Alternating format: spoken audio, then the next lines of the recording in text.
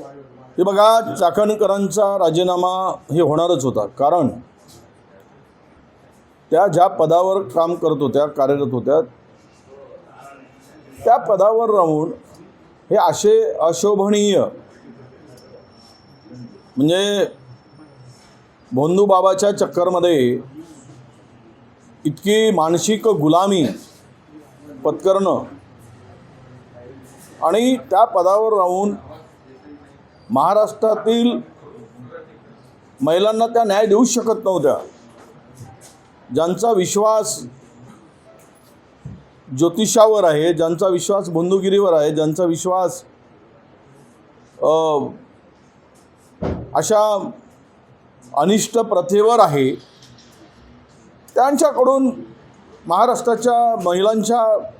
अन्यायाविरुद्ध त्या न्याय देण्याची भूमिका स्वीकारूच शकत नाही. खरं तर त्यांचा राजीनामा झाला, पण आता या लिंगपिसाट खराताबरोबर असलेले बाकीचे काही नवरत्न जे आहेत,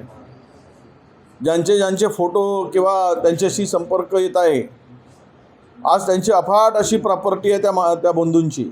खरातांची, आणि या सर्वांची मला वाटतं की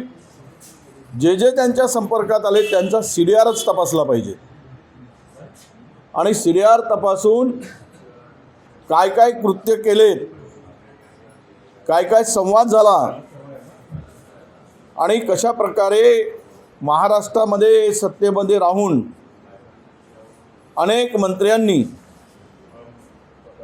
त्यांच्या आहारी जाऊन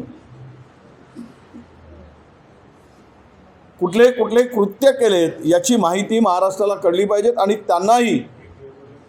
दूर केलं गेलं पाहिजेत, त्यांनी राजीनामा दिला पाहिजे, अशी आमची स्पष्ट मागणी आहे.